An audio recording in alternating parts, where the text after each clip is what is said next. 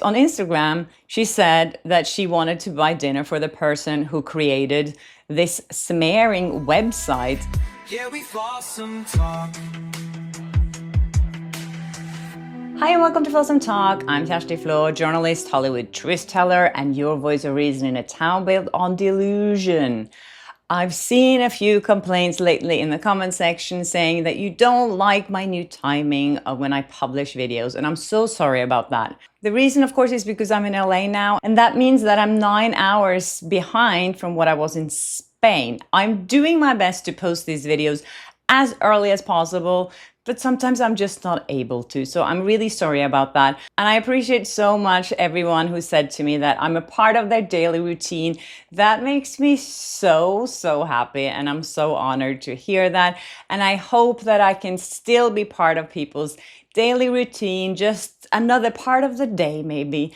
Or you can just watch my video a little bit later than usual. Anyways, there's so much weird stuff going on now. Like some of it I spoke about yesterday. Like this intruder that jumped the fence at Travis Kelce's house to supposedly subpoena Taylor Swift. Someone just sent me this blind item, and I don't feel that comfortable reporting on blind items. I haven't done it before, but this one kind of makes sense to me, and it doesn't really give so many details. It just says the late night attempt is not what it seems. The illiterate actor thinks he's smarter than everyone else, including the A+ singer. He should be careful or his ego will destroy both him and his wife in a very public way. Yeah, I feel like the last few weeks we've seen so many desperate attempts from Blake Lively and Ryan Reynolds that they're behind so much of this bad press, and it's so calculated.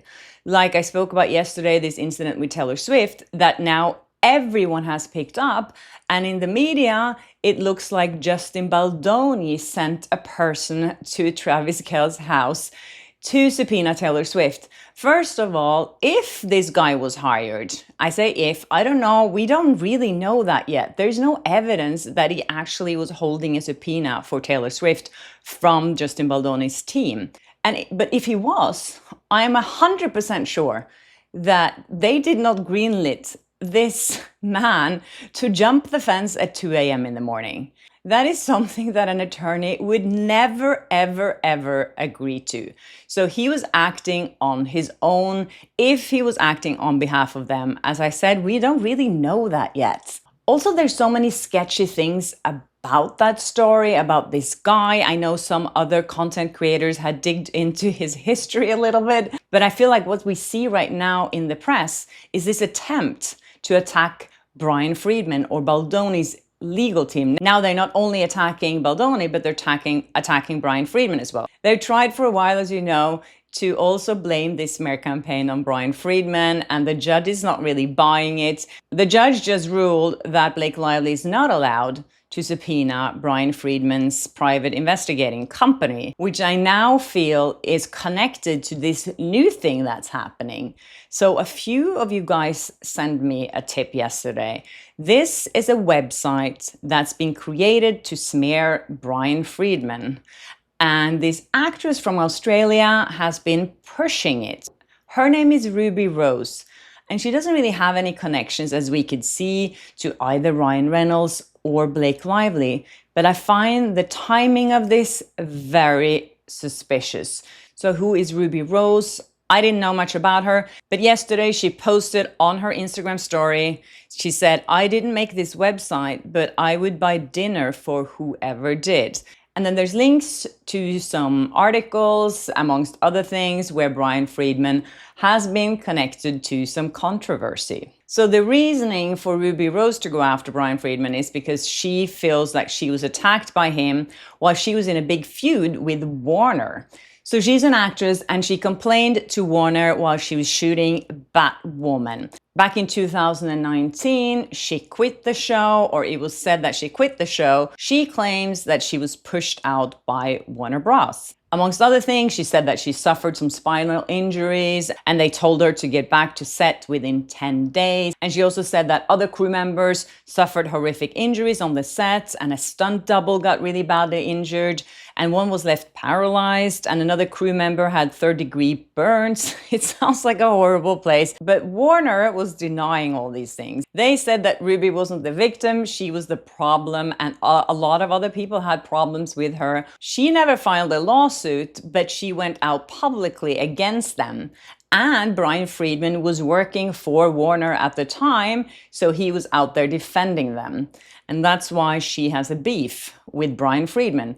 And she accused him and Warner of hiring private investigators and sent them on her, and she felt threatened by that. And she says this is a typical tactic that he uses. He threatens people. When I hear about these tactics, I feel like that's much more Blake Lively's legal team, the way that they've been threatening people, me included, and so many other content creators and journalists that they try to silence with these horrible subpoenas. But anyways, on Instagram, she said that she wanted to buy dinner for the person who created this smearing website of Brian Friedman, which I think if you're going to be a victim and saying that you've been smeared, don't celebrate someone that is creating a website to smear someone else. Then to me, you're just a hypocrite. But anyways, I feel the timing here is so suspicious because now we have this story of this guy that was hired by Brian Friedman who jumped the fence, allegedly, to subpoena Taylor Swift. And then you have this where an actress is promoting a website to discredit this same attorney. To me, this is something that Justin Baldoni could use in his favor, because now they can argue that people are after smearing them as well. Not only Justin Baldoni, but also his counsel. And if there's any link proven between Ruby Rose and Blake Lively or Ryan Reynolds, this is really bad. I also have to say a lot of attorneys have done shady things. I don't know that much about Brian Friedman. I know there's some stories out there about him, but I also know there's stories out there about most attorneys, because when people lose in court, they get angry with the attorney. I remember when I was in the middle of my legal feud with the Golden Globes and the things that their lawyers said about me. I was fuming at them. It got really personal for me, but I never went out in public and said anything. I think that's a really stupid move from her to do that. And also, I think it proves the point that Warner made that she was the problem. Because if you do things like that, if you promote someone's smear website, I think you are the problem. We don't know who's behind this website or who hired someone to create this website, but it should be very interesting to find out. As you know, Brian Friedman is already being accused of being part of a smear campaign because of that website that he published all the evidence from Justin Baldoni's lawsuit against Blake Lively. In her unlogical world, that is a smear campaign, defending yourself against another lawsuit. Yeah, so let's see how many outlets picks this up. They've been flooding the media lately, and I think it's so disappointing to see how blindly everyone is buying the narrative. This same thing has been happening throughout this entire lawsuit, and all the media is just playing along with her. But when I see things like this, I just find it so upsetting to me. So if you're upset and you want to deal with your emotions, you can do like Blake Lively and start coloring. So Catherine made this for me. This was so funny. So if you get upset, you can just color this. There's so many flowers here. Bring your florals and color this. Thank you so much for sending me that. That made me laugh so much. Another thing that's been made clear now is that the talent agent, Justin Stone, Blake Lively's management agent, whatever, he is being deposed on October 6th at 10 a.m. So we'll see what happens there. Apart from that, it's not that much happening in the docket today. There hasn't been a lot of filings. It's a little quiet right now. So let's see what the rest of the week brings. On a completely other note, I saw some of you commented on some of my videos asking me if I am going to comment at all about the Norwegian royal family. I don't know if you guys know anything about all the controversy in my country and the royal family there, but it was just released a documentary, a 1 hour, like a movie on Netflix about the Princess of Norway and her new husband, Shaman Durek, who is a shaman. He's from LA, or he lives in LA. And in this documentary, he talks about how he was gay until he met the Princess of Norway. And then he became something he calls soul sexual. That means that he falls in love with someone's soul. And he also complains about how the Norwegian people and the royal family in Norway have been very racist towards him. And he's saying that the press has been attacking him a lot. They haven't accepted him. A lot of that comes from him being a shaman. His work as a shaman has been criticized a lot. Like during COVID, when he was trying to sell these medallions saying that he could cure you from COVID. People in Norway doesn't like that. Anyways, if you want to watch it, it's called Rebel Royals. Let me know what you think about it. The Crown Prince of Norway, Håkon, who is really beloved by the Norwegian people, he came out the other day and he said that he had watched the film, and he said that he has spoken to his sister, and they had an agreement that she's not allowed to use her princess title in any commercial settings, which is something that she has continued to do, and which is something that Shaman Durek has continued to do. They call themselves the Princess and the Shaman, and this entire documentary, she called herself the Princess, which she's not allowed to do. And it doesn't end there. The Norwegian royal family's reputation has been so tarnished the last few years. So the Crown Princess of Norway, Mette-Marit, married Crown Prince Håkon.